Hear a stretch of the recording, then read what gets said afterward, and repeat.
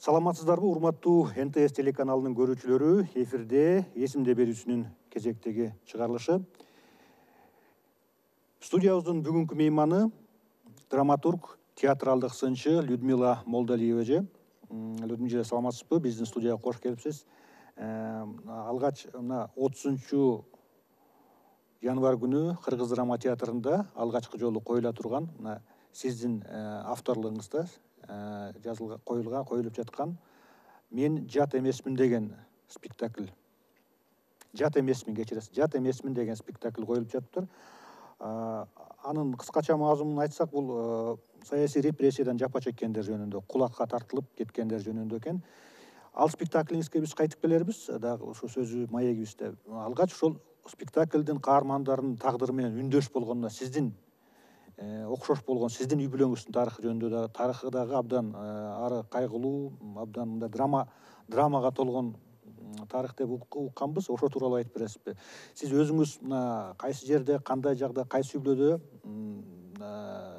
жарык дүйнөгө келгенсиз? Сиз мына репрессия учурунда ошол репрессиялангандардын үй бүлөсүндө төрөлгөнсүз, жаңылбасам, э?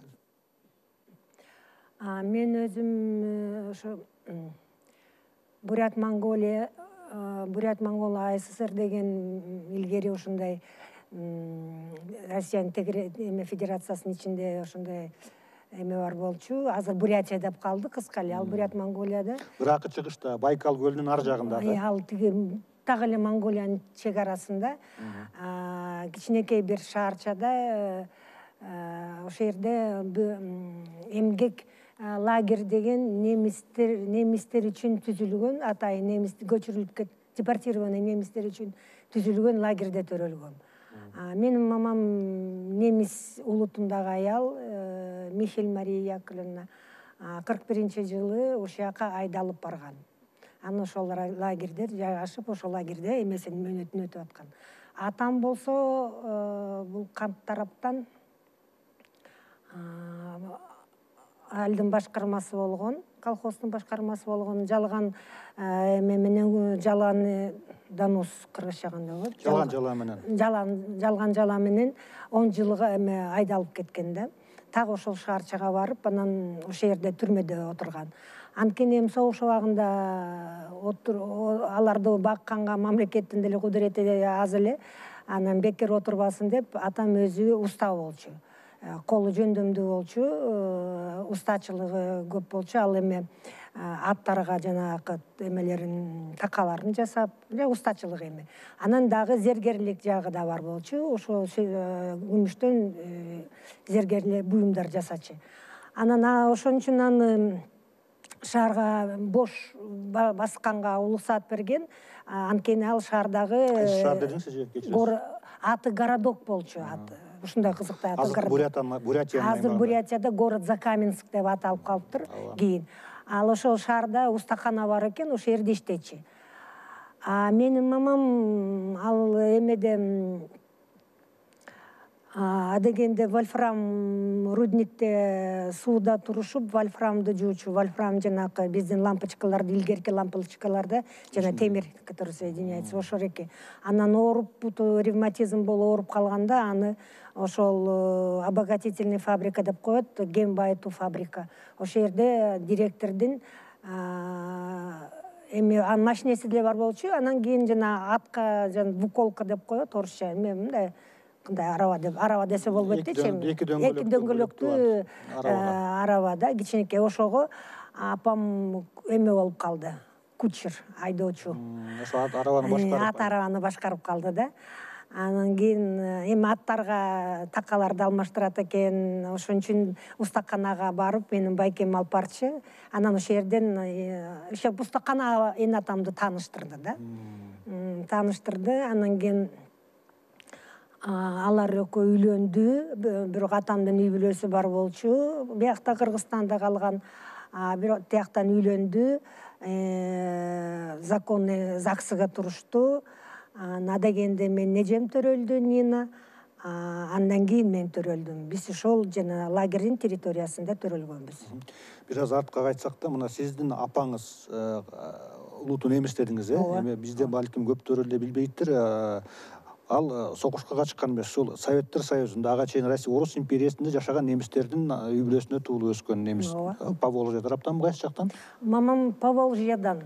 Поволжье, Саратов. Саратов шаары. Волга жээгинен. Волга жээгиндеги Саратов деген шаар бар. Ошо жактан да. Анан кийин 41-жылы согуш башталганда Сталин аларды эми баягы немис тарапка өтүп кетпесин деп баарын айдап чыкканда этникалык немистердин баарын. Этникалык немистердин баарын айдашкан. 12 жаштан 60 жашка чейин эркектерди жөө айдашкан Сибирде көздөй ошо концлагерлерге киргизишти. Аялдарды 3 жашка чейин кичинекей балдар бар аялдарды, анан 60-тан ашкан кемпирлерди калтырды. Калгандарын баарын вагондорго жүктөп, ошол эң абарай аябай кыйын, аябай суук, аябай мындай жашоого эң кыйын жактарга ошол жерде концлагерлер салынган. Атайлап баягы эмгек лагерлери деп айтылып жүрөт. Жок, ал эмгек лагери деп атайын ба, шылдыңгылансып немистерди камаган лагерь, аты эмгек лагерь да. А фактически это концлагерь эмеге баш ийчи гулактын структурасы эмеси болчу да, башкармалыгында бир бөлүкчөсү да, баягы бир лагердин бир түрү да ишелип. Алар ошол жерде кадимки эле лагерде жашачы, тиги эртемден конвой менен барчы, жумушка конвой менен келчи. Анан кийин каза болуп калгандар болсо, эмесин жанында келген бир эме касып коюшкан. Аны ошака ыргыта берчи, өлгөндөрдү толгондон кийин жаап койчу. Сиздин апаңыз кайсы жылы айдалып отурат? Сол 41-жылы. 41-жылы айдалды, баары ошол жерден айдалды. Сиздин атаңыз менен кайсы жылы таанышып отурат? Атам менен 47-48 жылдарда таанышып атат да. Атаңыз 10 жылга кесилген дейсиз, мына азыркы мына Бишкектин жанында эле Кант районундагы айылдардын биринде Туз айылында Кант районунда башкарма болгон. Ал кайсы статья менен эмне айып менен кесилип отурат? Атам мындай болгондо, атам башкарма болуп, атамдын бухгалтери өзүнүн бир тууган кайнагасы болчу да, бухгалтер болуп. Анан кийин булар утуру эмеге согушка, фронтко аттарды жиберчү да, аттарды жиберчү. Анан кийин атам согушка естественно жакшы аттарды жөнөтөт, анан начар аттарды калат. Начар аттарга калганда алардан эч пайда жок да. Алар эчтеке кыла албайт дейм. Баягы эле аялдар эле сокого өздөрү эметет. Ошон үчүн атам баягы башкарма болгондон кийин тааныштары тегеректе казактардан аттарды алмашып алат да, сурапчы. 1-2-3 атты сокого салганга, аялдар кыйналбасын баягы эметкен. Аны ошол аттарды алмашып алып келет, аны баары эле билет, баары эле көргөн баары. Бирок тиги болсо кайнагасы болсо фронтко начар жылкыны айдап ийди, жакшы аттар алып калды деп жазып ийет, келсе жакшы аттар действительно эми түзүгүрөөк да, түзүк деген. Анда ошо менен эле 10 жылга кесип ийди. Жакшы атып салган жок, 10 жылга кести, враг народа деп вредительство болуш керек. Вредительство деп анан 10 жылга кести.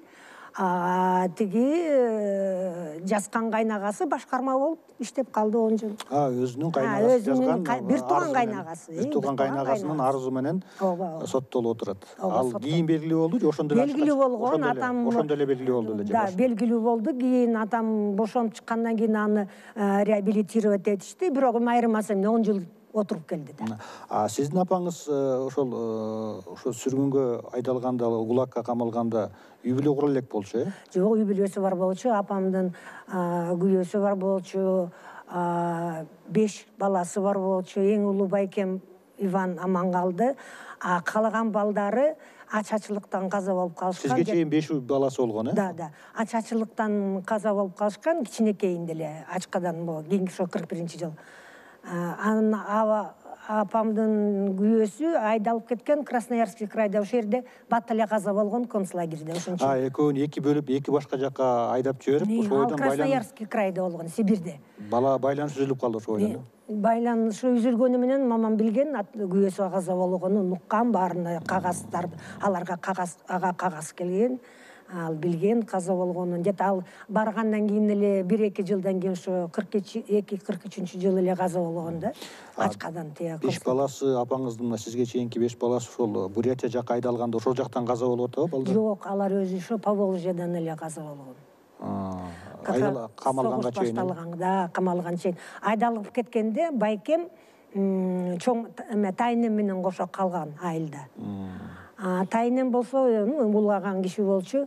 Деле ачачылыктан каза болуп калды. Бирок байкем 6 жашта болгон. Ал билбейт да, түшүнбөйт да эмне үчүн жатат тайнеси. Күнүгө келип жатат анын койнунан. Ошондой бир жумача 6 күн жатыптыр да койнунда тайнеси. Аны эч ким билбейт айылда эмне. Аз эле аялдар калган, 3 жашка чейин балдары менен. Анан ошол чыгып алып анан айтыптыр бирөөсүнө, мен тайнем такыр турбай атат, аябай мустак, мен үшүп атам, тамак жок дейм, каякта тамак. Анан кийин алар барса ошо каза болуп калыптыр. Анан кийин ошондо тиги байкемди бир алыс туугандар алып кетишет, Красноярский крайга алып кетишет. Ошо жерде алардын үйүндө жашап, алардын оокатын кылып жүрчү да. Кийин апам 48-жылы таап келет аны.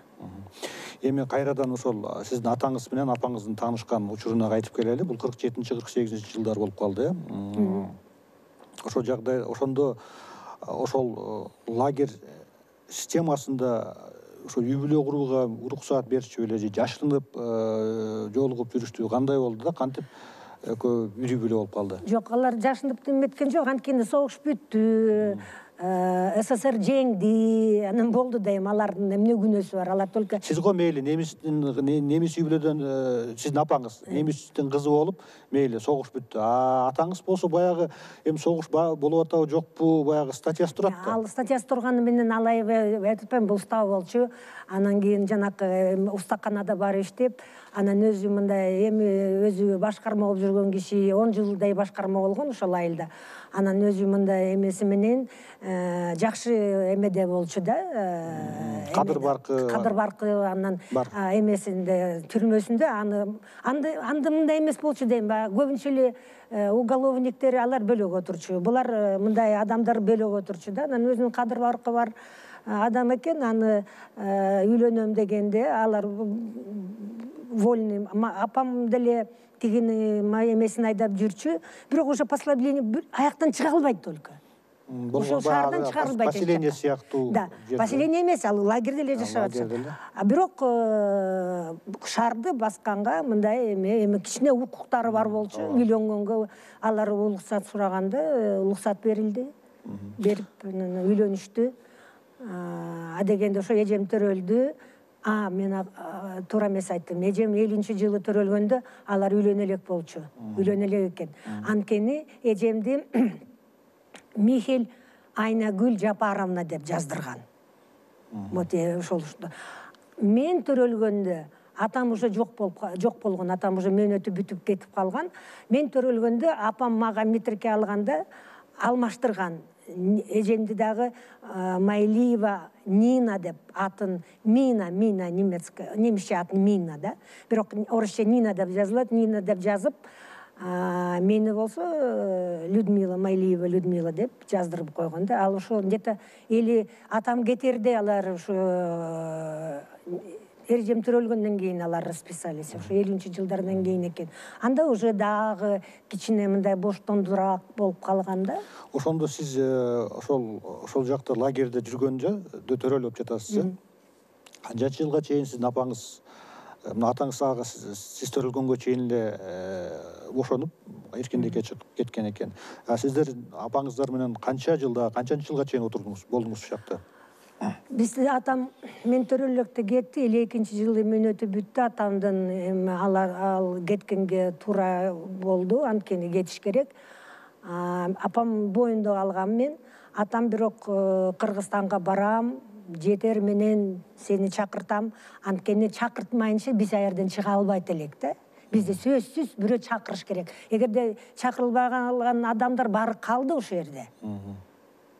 Анан кийин кетишпеген билем, бирок апамды чакыртам, мынакей бар жетейин үйгө чейин, анан баары жакшы болот деп, Ошентип айтпай эле коеюн. сооротуп. Ошентип кеткен. Эми апам эмнеге камсанамак эле, ал закон эмеси бар, ЗАГСысы бар, баары Экөөнүн никеси расмий катталган, да, документтер расмий бар. катталган. Анан кийин баарында эле апам камабай эле отурган. Андан кийин эле бир күнү оокат кылып атып караса, тиги бир жерге атам өзүнүн жанакы нике тууралуу күбөлүктү таштап кетип калыптыр. Дагы документтерин таштап кеткен. Мен тияка барган документтерим жоголду поездден деп. Мен билбейм анысын. Иши кылып документтерди таштап, кайсы документ экен билбейм. Иши кылып кагаздарын, ушу нике тууралуу кагазы калып калыптыр. Апам сразу түшүндү, болду, бул кеткен экен, жөн эле баягы сөзүнө турбайт экен деп. Мен төрөлгөндөн кийин, 1-2 жылдан кийин, мен төрөлгөндөн кийин апам алиментке берди. Сотко берди атамдычы алимент кестиргенге. Андан кийин бул айылга келди да, естественно, кагаз келет. Анан келгенде баягы мен китеп жазгам, ошол тууралуу китебимде жазгам. Баягы метеорит кулап түшсө деле эл мынча кызыкпайт эле, таң калбайт эле. Алимент деген эмне? Эл алимент эмес, эл акчаны көрөлөктө колго. Илгери айылдарда жалаң мугалимдер гана айлык алчу да. Колхозчуларга акча берчү эмес. Акча берчү эмес, эмгек акын жанакы жазып. Бурдай деп жазып, буудай менен, башка менен. Ушундай болчу да. Андан кийин алимент кести, атам алимент төлөдү. Мен 3кө чыктым, 56 жыл болуп калды. Атам бизди чакырткан жок, ошо менен бүттү. Андан кийин апамдын агасы Таекем, дядя Андрей, ал бизди эмеге чакыртып алды. Могу Казакстанда курорт Боровое деген жер бар, Бурабай. Азыр Бурабай деп калышты. Анда Боровое деп койчу. Атам баягы Таекем ушул жерде жашачы. Анан кийин бизди ошол жака чакыртып алган да. Анан биз ушу бияка келдик. Апам болсо ошол жерде эме бар болчу, курорт, санаторий, жанакы оору, туберкулезный эмне деп. Кургак учук менен ооругандардын санаторийи бар болчу. Мамам эми ошол жерге кухняга орношту. Анткени билесиңер, немис аялдар колдору тыңда тамак ашка, ал жанакы хлеб эме жанакы нан жаап, эмелерди татуу-паттууларды жаап, анан кухняда эмгек кылчу да, кухня работница болуп. Ошак орношту, бизди болсо кухняга бекитти. Биз тияктан Монголиядан кеткенге чейин байкем армияга кетти. Ваня, Иван байкем армияга кетти. Анан кийин биз бияка уже келгенде, анткени апамдын баласы армияда жүргөн үчүн буларды солдатка деп койчу. Солдатка деп. Армияда баласы жүрсө, булар аябай эме привилегия болчу да. Бизге көп жеңилдик берилчү да. Ошон үчүн. Анан кийин биз тиги квартира берди. Бир комната баягы эмеде. Дегенде больницанын эски больницада жашадык. Анан ал кулап түшкөндөн бизде уже санаторийдин тегерегинде бир комната үй берди. Бир комната берди үйдүн ичинде. Ошол жерде жашап калдык да. Анан байкем келди. Бирок биз жашап жүргөндө эми баягы балабызда энебиз немец, анан кийин бизди болсо фашисткалар деп, киргизухи деп, анан балдар бизди кошчу эмес эжем экөөбүздүчү. Мен башыман көп жерде эме бар, сабап урчу. Ошо балдар эми негизи балдар аябай эме болот да. Чоңдор качыраак болот да. Кичинекейинде. Анткени алар көргөнүн жасайт, укканын жасайт. Менин фашистка болсо, немка болсо айла жок да. Жок, согуш жаңы эле бүтүп атса, анан кийин ушундай болуп. Эми балдардан да көрсө болбойт, эми алар укканын жасайт да, бакы жаман көрөт. Анан бизде ошо балдар кошпойт, киргизухи деп сабайт. Кыздар вообще ойночу эмес биз менен. Эркек балдар биздин ошо үйдө жашаган. Жалаң славян улутундагы, Европа улутундагылардын кучосунда чоңойсуңуз. Жок, аерде казактар эми бар болчу, бирок азыраак да эми. Көбүнчө эле аерде орус. Сиздерде киргизухи деп өзүнчө мындай жектеген. Казактар деле бар болчу, бирок киргизухи деп ошентип бизди бөлчү. Анан биз атамдан 3-4 сүрөтү бар болчу атамдынчы. Анан апам кечке чейин иштейт, түнкү 11ге чейин. Анан биз болсо эшиктен кирип анан кийин отуруп алып атамдын сүрөтүн жайып алып, анан атам болсо кандай болот эле, атам бизди коргойт эле, атам бизди жакшы көрөт эле, бизди көрсө жакшы көрүп калат эле деп. Сиз атаңызды көрө элексиз такыр эле? Жок. Аябай ошону менен кыялданып, анан эжем экөөбүз ушунча уктап калчубуз столдун үстүндө. Мамам келип, столдун үстүнөн бизди жаткырып коюп, анан албетте анын жүрөгүнө аябай катуу тийчү. Аябай катуу тийчү да, биздин ушу атабызды аябай энсеп, ушундай атабыз эле ойлогонубузчу. Ал апам атаңар силерди таштап кетти, атаңар жаман, атаңар тигиндей эч качан айткан эмес. Эч качан жамандачу эмес. Эми жашоо ушундай болуп калды, турмуш ушундай болуп калды, шарт ушундай болуп калды. Атаңар эми тиякта жашайт, Кыргызстанда жашайт деп эле ушунча айтчы. Билчүбүз Кыргызстанда жашаткан. Анан биз анын жанын койбой алып бар бизди, алып бар. Атабызды көрсөт жок дегенде, биз могу келгенде балдарга айтайлы биздин деле атабыз бар экен деп. Бизге баары эле ишенбей атат, атабыз бар десек. Атаңар жок деп, биз отцовщина деп. Атаңар жок, болушкан киши жок деп. Дагы эле сабайт да. Кошумча да жанагы мурунку фашистка, анан кийин киргизухага кошумча атамыз жок да. Анан кийин ошентип атып, мен 6-га чыктым, 59-жыл болду. Апамдын жанын койбой койдук. Эжем 8-ге чыккан, 1-класста окуп аткан. Апам жанын койбой алып бар дедик. Анан апам мейли деди. Алып барайын деди, анан отпуска алды. 1 айга. Анан эртең менен биз ошо жөнөбүз аткан күнү эртең менен турдук. Анан ошо апам айтты: "Мен бүгүн түшүмдө бүт жолду көрдүм" деди. Атаңардын аялына чейин көрдүм деди. Кайсы чапан, көк чапан менен келет деди. Ошону көрдүм деди. Кудай мага жолумду көрсөттү деди. Демек мен туура кылып атам.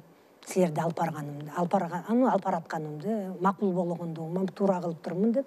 Апам бизди, аны биз жолго чыктык. Жолдон баратып, эми 1 жума жүрдүк. Жол эми 59-жылы ошол Боровойдон азыр эми 2 суткада эле келет бияка поезд. Ал кезде 1 жума жүрдүк. Анан жете ортолоп калганда жолубуз, сапарыбыз, 1 станцияга келсек эле милиция турат. Бизди милиция алып түштү. Анткени бирөөлөр айтыптыр, тиги чеченка деп. Менин апам өзү баягы ап-папак, ак жумалдай өзү, бирок чачы капкара. Жанагы биздики мындай күрөңүрөөк болот баягы. Аныкы жанагы баягы көгүч тартып калат го, мындай капкара көгүч тарткан. Орустарда вороное крыло, жанагы карганын эмесиндей, канатындай деп коет экен. Анан кийин ошол айтышыптыр, чечен аял, чечен деп, апамды чеченка деп, грузинка деп көп айтышчы. Чечен аял 2 кызды уурдап алып, башка улуттун кыздарын алып кетип баратат дейт да. Аны бизди поезддон алып калды. Түштүрдү, милицияга алып барды. Биз ыйладык, биздин апабыз дедик, мен 6-да, эжем 8-де, бизди менебизди кантип тааныбай калайлы. Ана макул деп бат эле бардык, поездга барсак эле поезд жылып кетти. Апам экөөбүз тыргытып ийди, поездга түртүп, өзү калып калды. Артта калып атат. Поезд кетип барат. Аны ошол жерде солдаттар бар болчу, солдаттар секирип, бирөөсү секирип, апамды кармап, анан мындай цепочка кылып, анан тартып алышты да. Жүрүп бараткан поезд. Жүрүп бараткан поезддан солдаттар секирип, цепочка кылып апамды тартып алышты да.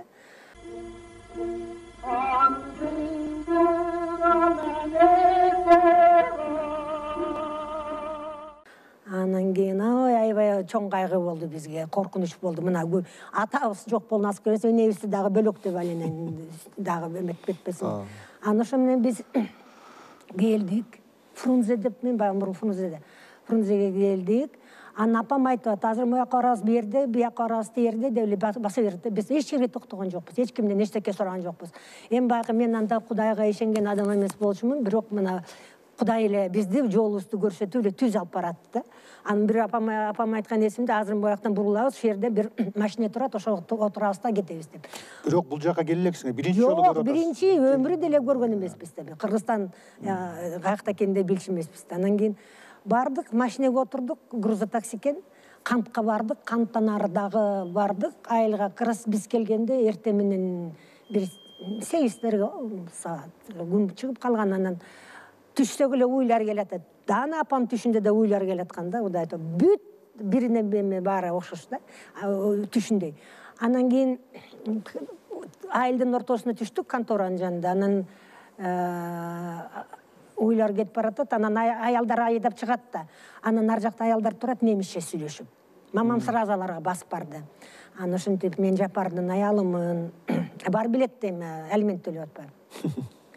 Анан кийин кыздарын алып келдим эле, каяктан тапсам болот, үй каякта деди. Анан алар айтты, ал биякта жашабайт, ал сыртта жашайт. Казакстанда Кенесин Аркай деген жер бар эмес беле, илгери кыштоо. Кыргызстандык малчылар малын ушул Кант районунун кыштоосу ошол жакта болчу.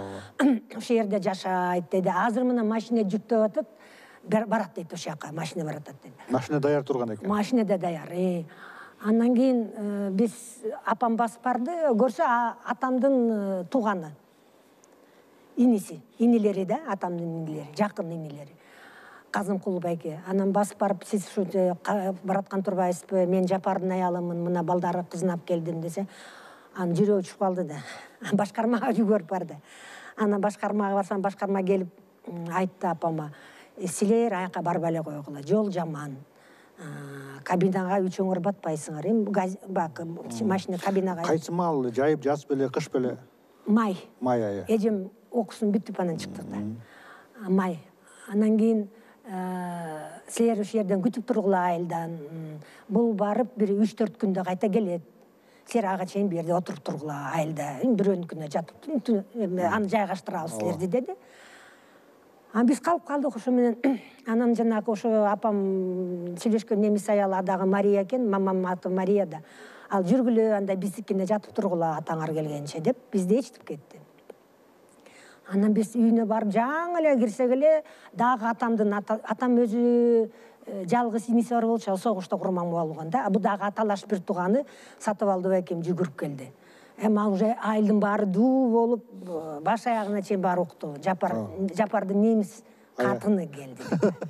Анан кийин келди, байкем жүгүрүп келип, жүргүлө, жок, биздикине жатасыңар, байкем келмейинче, байкем келип, анан эмне дейт деп, анан кийин жакшы досу болушкан экен да. Бизди алып кетип калды, байкем болбой койду. Анан байкем үйүнө барганда мына көрүп алыңыз. 3 күн атам келгенче, тегеректеги айылдардан да көчүп келишти. Толтура коро киши. Анан баары эле эркектер, биз кыргызча билбейбиз да. Анан эркектер болсо, мен сенин атаңмын деп эле келип атышат да бизге айтып. Апам айткан тиги атамдын оң колунда эмеси чыпалагы жок болчу. Станоктон алдырып ийген да. Анан биз карайбыз да, жок. Анан тигилер айтат да, колдорду карайт экен. Мынтип коет, бүктү. Ал тамашалап эмне антышат эркектер келип? Жөн эле биз менен эми 3 күн бир нерсе. Эрмек ойноп, көңүлүңөр. Алар келип бизди карап, эми таанышып карап, айланайын. Ушундай кыздарды кантип Жапар таштап кетти. Атамдын балдары жок бизден башка. Анан кийин бул байбичеси төрөгөн жок. Төрөдү, бирок балдар токтобой атты да. Анан кийин ошентип анан 3 күн өттү.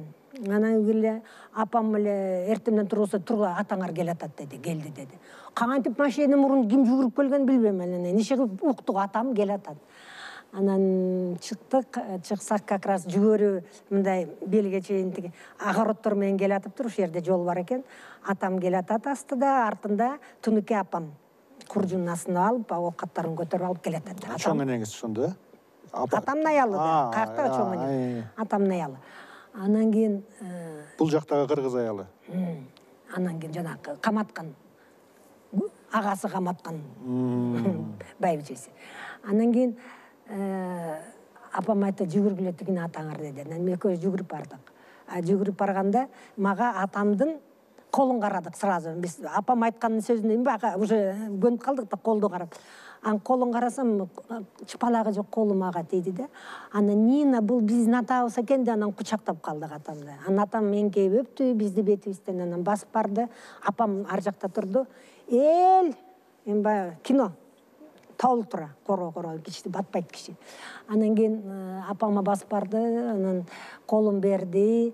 Анан апам айтты, билбейм, Жапарсыга колумду берсемби же бербей эле койсомбу деп. Анан кечирип ушундай болуп калды десем, мейли деп апам колун берди. Анан үйгө кирдик. Анан атам атам беті башын жүйім жолдан келді да. Мен су үйіп беріп атам, эжем самын полотенце алып беріп тұрат.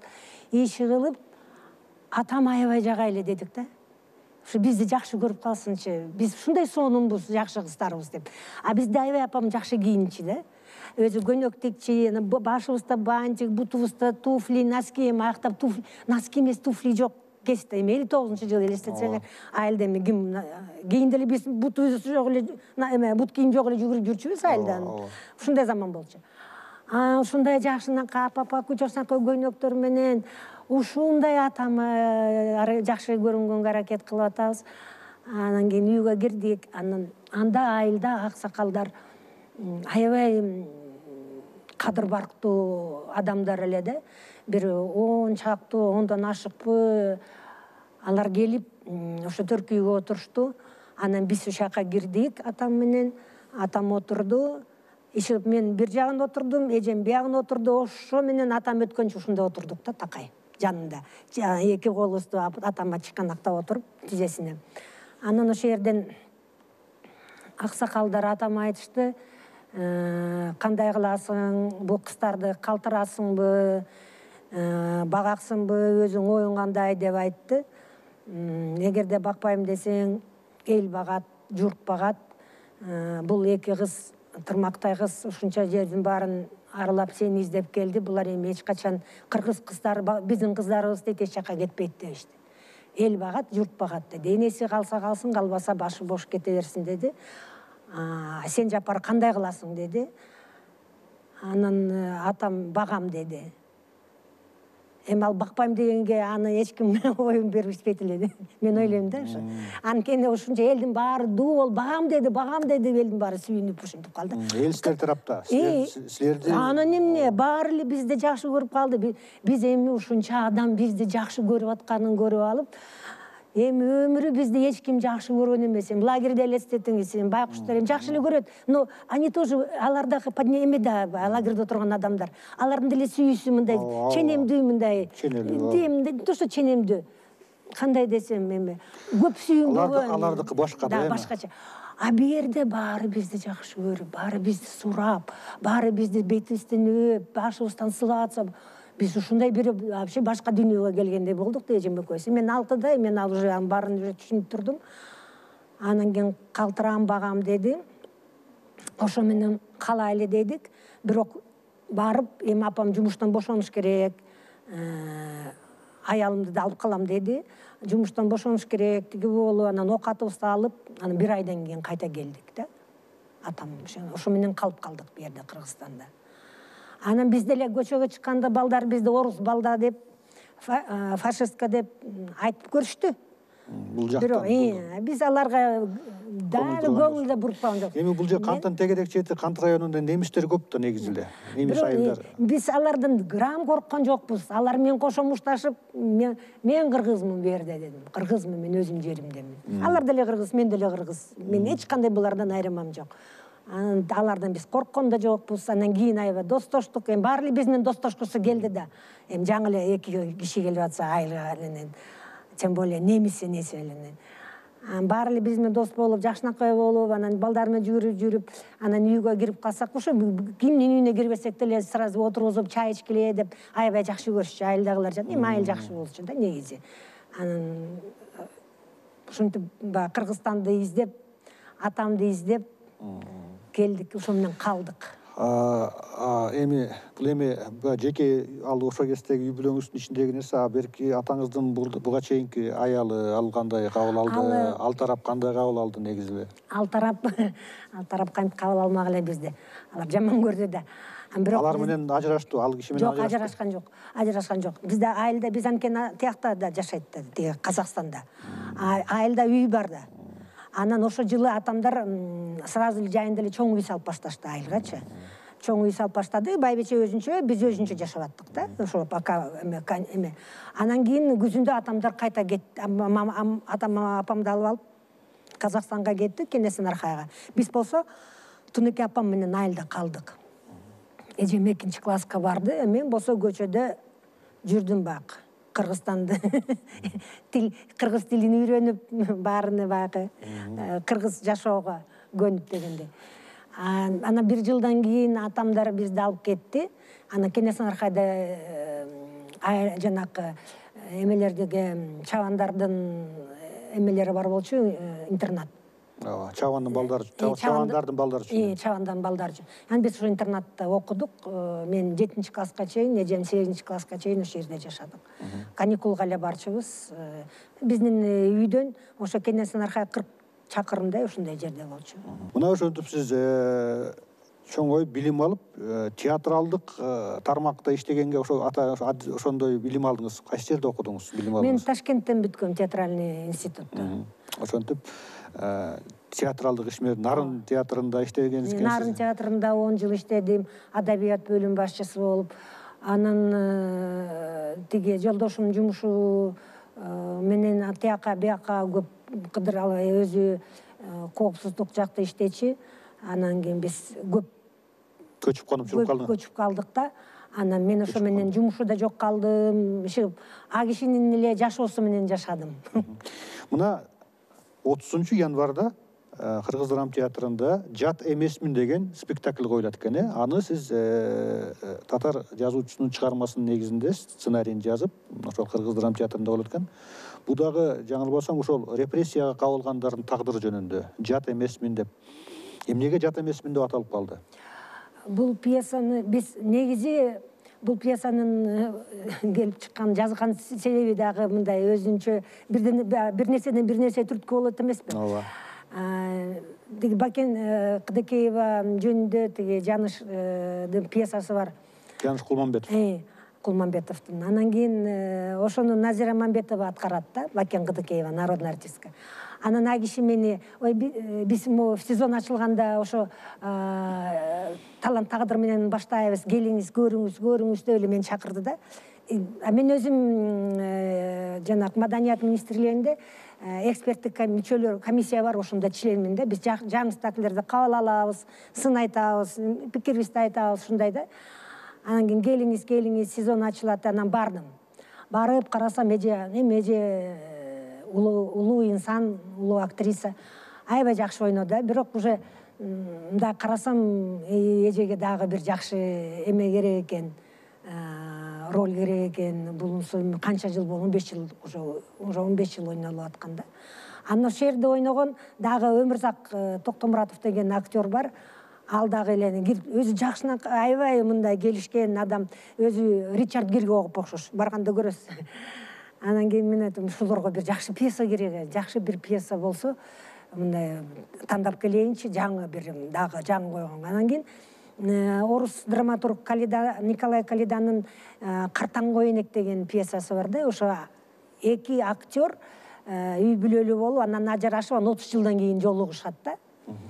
Анан ошол пьесаны алып келсе, эже аябай жактырган, Өмүрзак экөө ойноду. Анан кийин бул пьесаны мен Назира эже үчүн алып келгем да, анан Өмүрзактын ойногонун каратып, ушу Өмүрзакка атайын өзүнө бир пьеса алып келейинчи, караштырайын деп аябай пьеса издедим да, тандадым. Кайсы каарманда ойногонго өзүнүн эмесине жараша да, мүнөзүнө жараша. Анан такыр эле чыкпайт. Анан не эстедим? Ошол биз Нарын театрда койгонбуз. Ошол пьесаны анда алакандай жер деп аталып, ошо татар жазуучу Аяз Гилязов «Три аршина земли» деп жазган повести бар болчу да, ошол негизи. Анан ошода Мирвали деген каарман, главный башкы роль. Башкы ролда. Башкы каарманды ойногон бар да, Мирвали деген. Ошол эсиме түштү, ошол керек буга деп. Анан кийин пьесасы да бар болчу. Пьесасын таппай койдум да. Анан Татарстанга да жаздык. Жок, пьесасын таппай койдум. Коеле анан повесть бар Чернышевкадан алып, Баялинова китепканасынан алып, анан кийин өзүм сахналаштырып көрөйүнчү деп, анан сахналаштыргам да.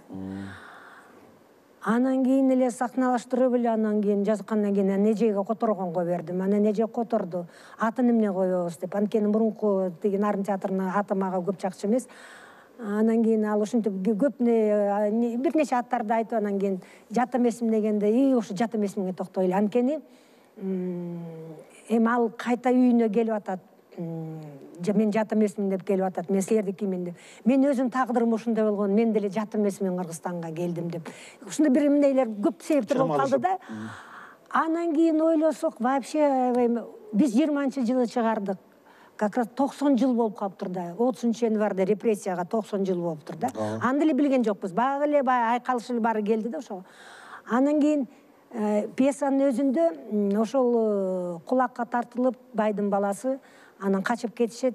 Анан бир 30 жылдан кийин кайта келип атышат да айылына. Анан ошол алар поезд менен келатканда поездден түшүп, аялы ооруп. Поездден түшүп, айылына чейин 58 чакырым калган. Аялы экөө 58 жашта экен. И статья «Враг народа» 58-чи статьяда. 58-чи статья, ооба, эң антисоветская. Эми ошода.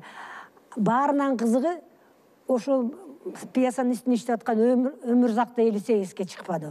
Иши мен да репрессированный болуп, ошо баары как-то эч ойлогон жерден баары чыгып калды да.